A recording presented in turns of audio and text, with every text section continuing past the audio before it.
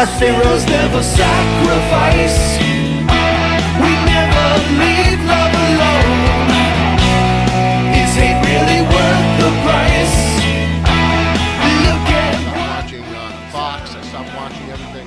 And you know what I started watching? This Is Us? Reruns of Star Trek, man. Everybody was happy in there. It was go. multiracial, man. back on the interstate. So open up your eyes way before it gets too late. Now one man, there's no way you can hit the street lights running, don't give a damn. A simple explanation that you'll never find.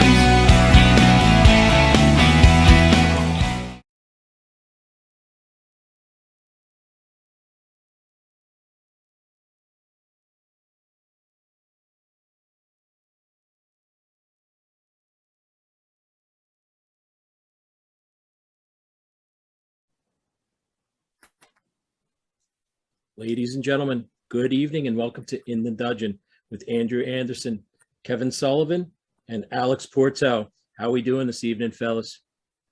We're doing great, and we're really honored to have Alex Pourteau here. Alex, we love you, pal. We have respect for you. And for the fans that do not know who Alex is, you should know. Alex was one of the few guys to work the World Wrestling Federation, WWF, New Japan, All Japan, Global, and World-Class Championship Wrestling. So the guy's been around the world 3 times over and made a big name for himself in world class and then as the WWE's pug. So Alex, you've been a mentor to me and an agent to me in SWE Fury as well as world class. And of course, we forgot and we left out of the bag your times in WCW as well. So hey, great Alex, to be here, to the man. show. Thank you so much. It's a beautiful 72 here in Orlando. Yeah, you had to hurt us. Yeah, It's, thanks, bro. 28 degrees here in Jersey. Kev, how was it by you, We Kevin? had a beautiful day here yesterday, but we had like a Arctic dome, it's called, where it's like if you put a big bowl over the ocean, and it's gotten colder. But for us, this time of year, cold is like 48. It sucks because the thing is, when that happens, we have ferry runs every half hour, and the ferries are running now every hour, so it backs up. But I get a pass, so. Yeah, So you got a head cold? 48. Alex gets in the 70s, and me and Andrew get to freeze our biscuits off. So that's a great way to start the show. Rub that in, boys. Rub it in. Yeah. So, Alex, tell us about your wrestling school, Wrestling 2.0 in Kissimmee, Florida. Yeah, we actually launched that in 2016,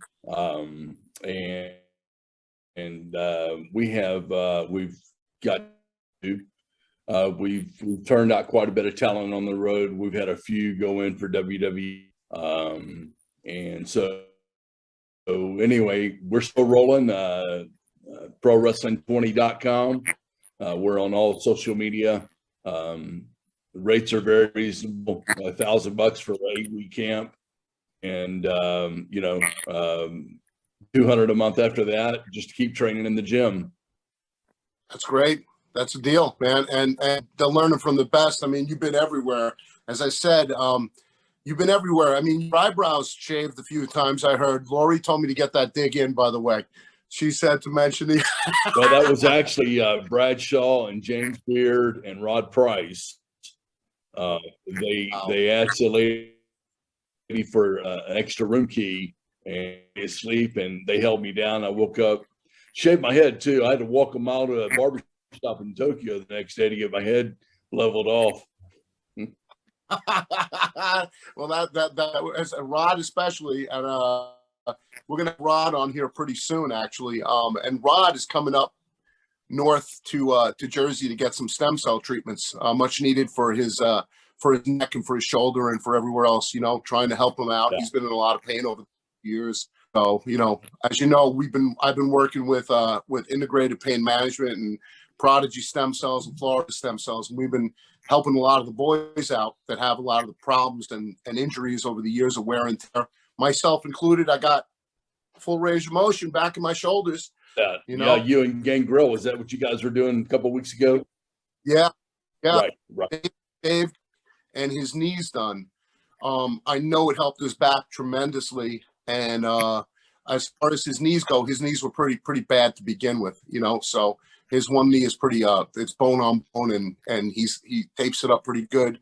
So he's gonna have to go for a few more treatments, but on that knee, just to get it going, because it's really it's like anything else. The more damage you do to your body, the more stuff it's going to take and therapy it's going to take to heal it up. Yes, indeed. So and the stems aren't a miracle cure. They're not do certain things. You can't non-steroidal inflammatories, NSAIDs. You can't take ibuprofen. You can't work out for a few weeks. So it's hard in our business, as not being able to work we don't make money. That's right. And a good worker works around, and Gangrel knows how to do that. So he's going to be just fine.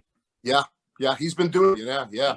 He had it was good time when we went in to get the stems done, because we had both had a 2-week period off around the holidays, the Christmas holidays, so it was easy for us to get the therapy. In fact, Kevin is coming up too to get done.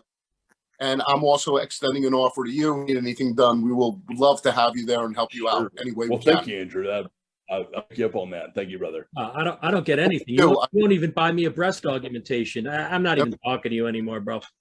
Your knuckles need massive stem cells. Your knuckles, your hands look like you're arthritic. Oh, come on. Give me a break. So call me the club. That's all the reason. I think it's from the.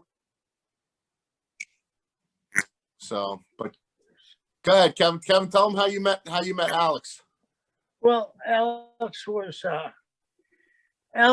didn't the first time I meet you when you were in Florida? I believe it was probably TV for WCW. I thought I had met you in Florida when he was for TV in Florida. Alex was by far way ahead of his time.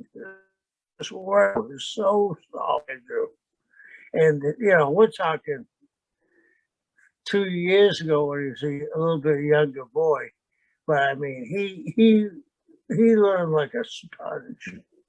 His timing was impeccable, and he's not 6'8". We're only 6'7", but he could do things like leapfrogs in the middle of the ring and fall us back. He could have a corona across the ring. He's terrific, and it was always a pleasure to see him. His work was always a dream match. I always admired how he was so professional. He would come in with some other guys, and I'm not knocking anybody, but they weren't as professional as Alex was.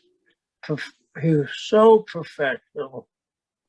And the other thing I liked about Alex was he watched all the matches. And he just had it in him. I knew he'd make it someday. And I said, you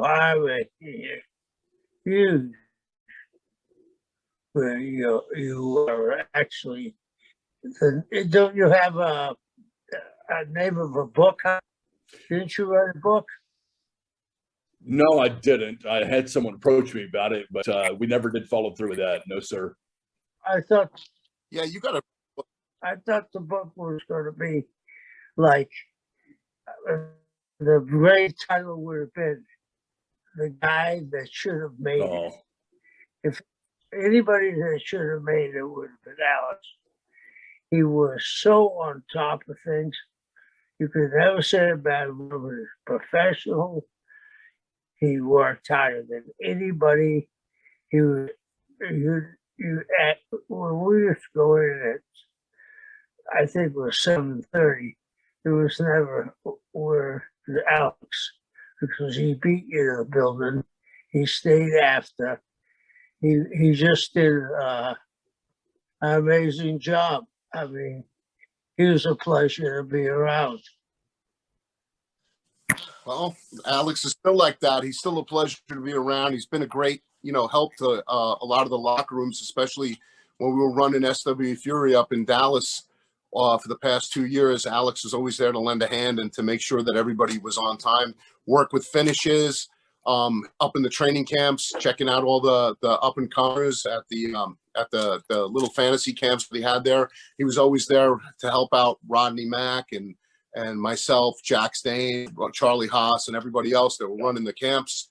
And of course, you guys had him in the back when you were running the storylines too. And as Jerry Bostic also had him up at World Class Wrestling Revolution just last month. Right. And the thing was, there's some people that grab a hold of wrestling, and I understand. And I think those guys, correct me if you think I'm wrong, but those guys are guys that are wrestling fans. And I'm still a fan to this day. He was a big time wrestling fan, but he knew the ins and outs of pro wrestling. He just had the knack of knowing where to be at the right time. I happened to do a little homework tonight, and I was watching a match where I believe Denny Brown was your partner.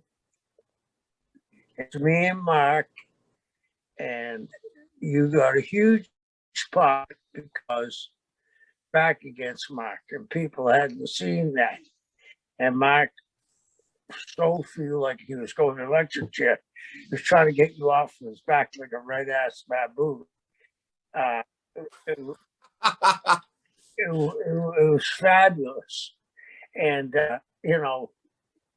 because he worked so hard, they took this double bump. Do you remember the little fence they had here out by the old dressing room? Well, you guys collided in the fence, and then Mark went in and beat your partner. Was that he was doing that because he appreciated how hard you worked for him. Yes, sir. Thank you, Kevin. I did remember that. Great times. And I remember in Ohio working with you in 1989. You gave me a post, and I didn't know how to take a post, and I got color hard way, and you rolled me in and gave me the stomp and did your cover. But WCW was very good to me that night. They stitched me up right there in the back of the dressing room and sent me right on. I was at TV the next day, as a matter of fact. But I don't know if you remember that or not, Kevin. I certainly do, because I mean, I didn't try to do it on purpose, sure. But the people went crazy because you hit that post going about 60 miles an hour and you got split.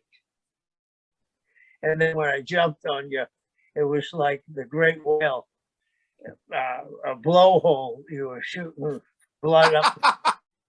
I don't know, Alex. He's saying how much he loves and respects you, but he's enjoying that moment a little bit too much. I don't know, Kevin. Okay. Alex, we love you, we respect you, but Alex, you know what? I enjoyed splitting you open. Right? Yeah, I also equally enjoyed splitting you open. Nice. Yeah, but he just, there was never a time where Alex phoned it in, and that's. I think I hope to God I didn't, but I know there's times I phoned it in. But he was there 24/7, 7 days a week. He busted his ass. And when you knew you were going to wrestle Alex, you knew you had to tighten up your boots because he was going to come and give it to you. And I appreciate that. That was kind of worked out.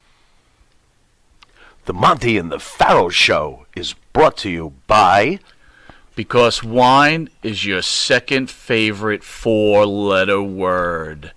California wine, New York attitude. Good fucking wine. Yeah. You need a body shop? You need engine repair? Auto Excellence. Collision Specialists. 631-261-6420.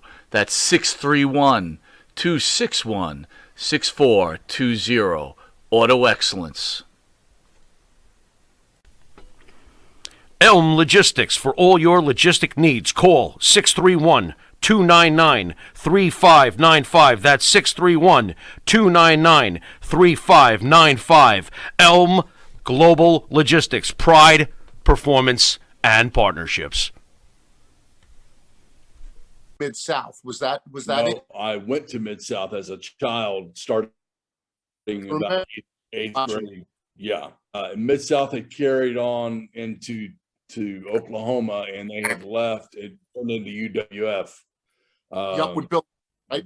That's right. And trained with Jim Starr in Louisiana, and really learned how to work. And I met with Akbar at a show in Monster Truck Jam.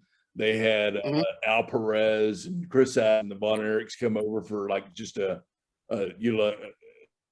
little spot show gimmick match, in the middle of the thing. And Akbar was there.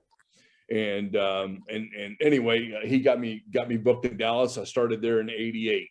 So tell us about how you progressed from working with the UWF to World Class, and then what did you do with your stint in World Class, which you had a great stint. You had a great spot there. Yeah, I remember you in World. Yeah, every night I worked with guys that knew how to work, and I was getting that professional rub. That's what guys are liking nowadays. And then Jerry Jarrett asked me if I wanted to go to Tennessee to be White Boys. And I jumped on that. I went to Nashville, and we had that run. That was a good run. And then I went down to Houston in 1990, and I was working on Pritchard and Ahmed Johnson, Booker, and Stevie Butsky. And then I got the call from Akbar in Puerto Rico in '91, and went there for 2 years. And now was Akbar booking for Puerto Rico at that time? He sure was. But didn't Bushwhacker Luke take over from Akbar? He did. That was a few years later. But yes, Luke was in there as well. Mm-hmm. Now, were you there in Puerto Rico you were there after the Brody murder and everything, after that period? There in '91. And then you went to Global from there. That's right. For 2 years in Puerto Rico, I went back to Texas, and then of course Akbar was still there, and Michael Hayes and Bill Irwin were booking back then when I came back in.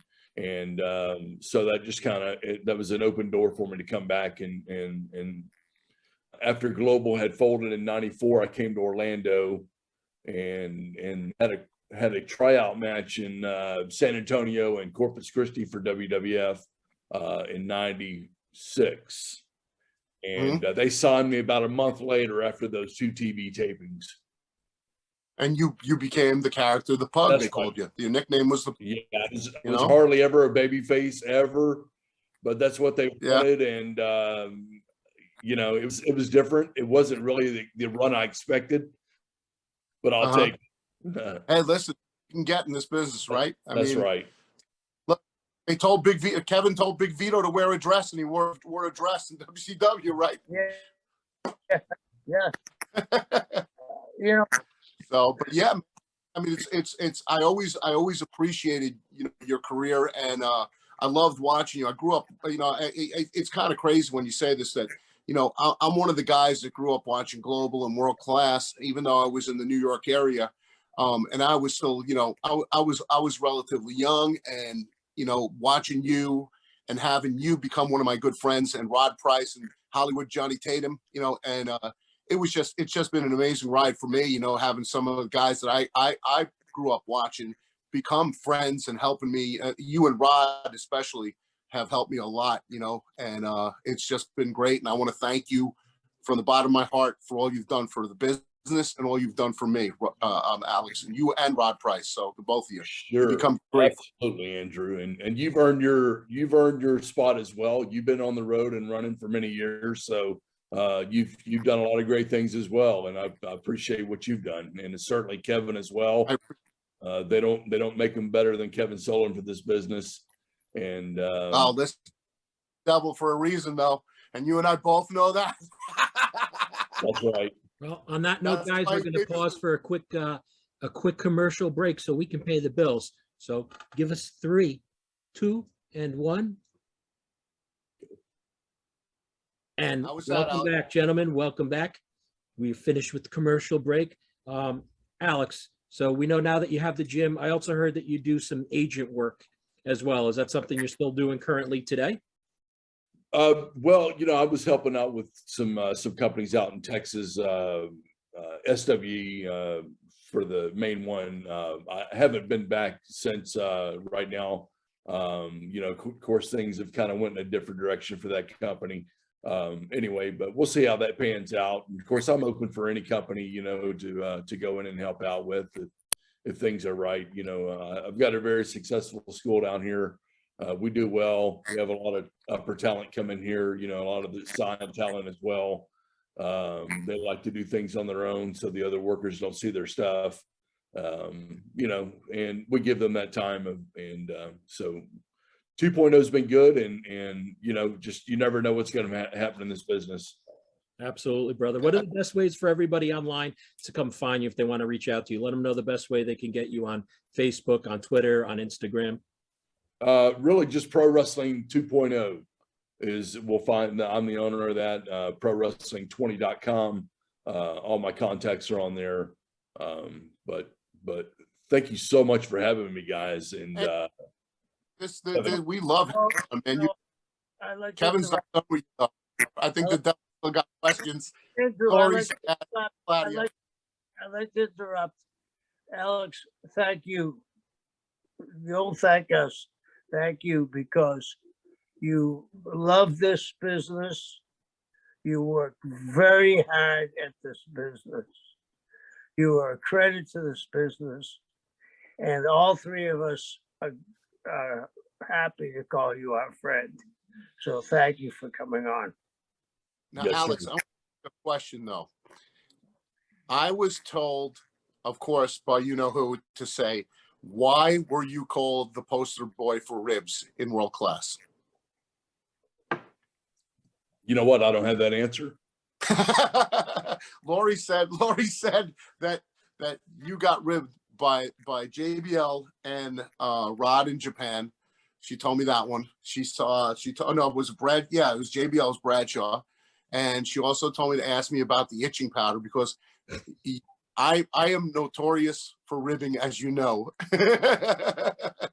Yeah. I don't know anything about the itching powder. I don't remember. I don't think they got me on that one, but they did get my eyebrows in Japan. That's crazy. Yeah. And, but you know what? I mean, ribs are okay. It's okay. They call it hazing now. The now get so upset about it, but you know what? We did harmless fun. You know what I'm saying? Nobody ever lost work or sleep over it, and it was just some crazy shit. But we all went down that road. Many zippers have been crazy glued by me over the years. So. Yeah. But well, I wanted to ask you, who is your greatest match? Your most memorable match? Well, let's see. I've had a lot of those. I would say, I'm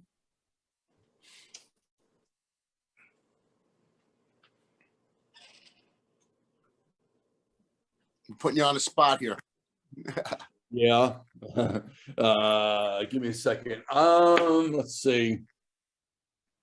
You had some pretty amazing feuds in world class. You and in global. Yeah. You had some pretty.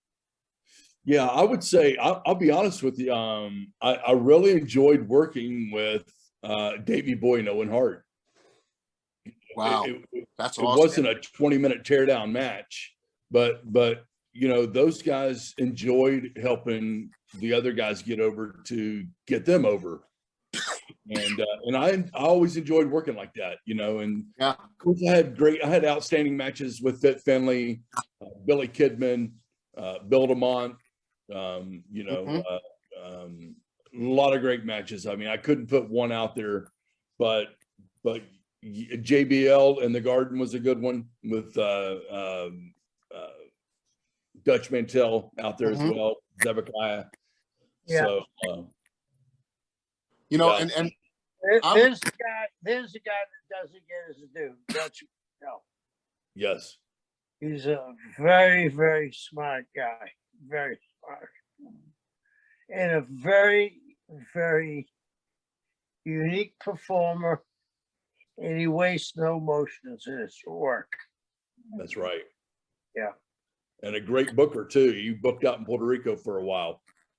yeah, he was pretty good with that. He was really notorious for the booking down there. Him, yeah, like you said, him, Akbar, and Cousin Luke were the ones that I pretty much knew that were always booking. Eric You know? Embry as well. Eric Embry too. Yeah. Oh, Eric, we're going to see. You're not going to be there tomorrow, but I'm going to see Eric and Kevin in World Class tomorrow. World Class Wrestling Revolution. Good. In Irving, Texas, at the Southern Junction for the what is it called? Have a Nice Day Right. show that we're Mick Foley, and the working title of the show is Have a Nice Day, because back when we used to really work, they didn't have names for the shows. We just did house shows. Now every show has a name, which is pretty cool. You know, it's a different spin-off. Yeah, and Right. it caters to today's fans. You know, Yeah. they like that. You know? So, but let's tell everybody hello in Dallas for me, and I will, brother. maybe we'll make the next run. We'll see what happens. Anyway, and I appreciate you guys having me. And I'm heading to training right now. It starts at 8:00. Yes. We're gonna let you go in a little bit, Alex. But another question: what information would you have to any of the young kids who are starting to come up into this business? What are some pointers that you'd give them? It has to be everything, or your work will show it. You know, you have to live it.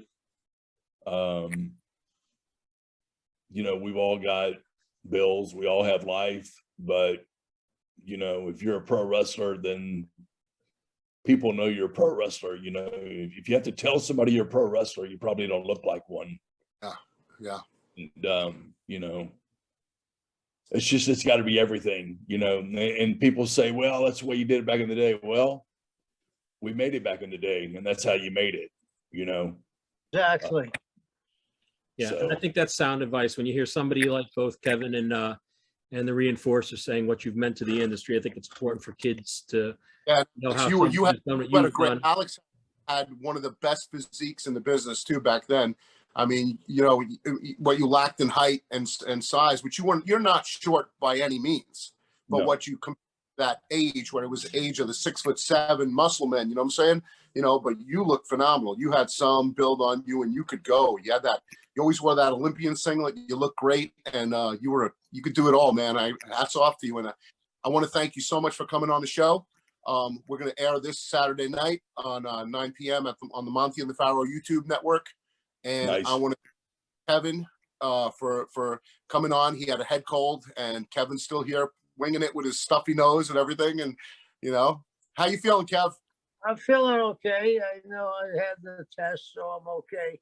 It isn't that, but it's got me run down some. But Well- other than that, we forge on, right? We didn't see you lean or pass out on either side of the camera, so we know you're good. Yeah. Well, listen, guys, I want to thank you for coming on, for watching In the Dungeon with Kevin Sullivan, Andrew Anderson, and of course the Pug, Alex Pourteau, and our esteemed co-host, Matty Rock. So Esteemed. thank you, Matty. I like that. I'll put that's I'll put that in the business cards that you've been writing up by hand for me. Esteemed. I like that. Everybody check out Wrestling 2.0. Check out Alex Pourteau's school. If you're in Florida, in Kissimmee, Florida, come down, see Alex. I'm sure he'd love to sign you up and teach you the right ways of doing things. Alex, you got to get to work. And Maddie, I'm sure you got some cigars to smoke. And Kevin, he's got to blow his nose and get on that ferry, because we have a show to be on tomorrow. The Dungeon of Doom. Hey, y'all be safe. Work hard. Yes, sir, man. Thank you. Take care. Thank you, Alex. Much Thank love, you, guys, Kevin. ladies and gentlemen. We'll see you next time. Peace Bye-bye. out. Thank you.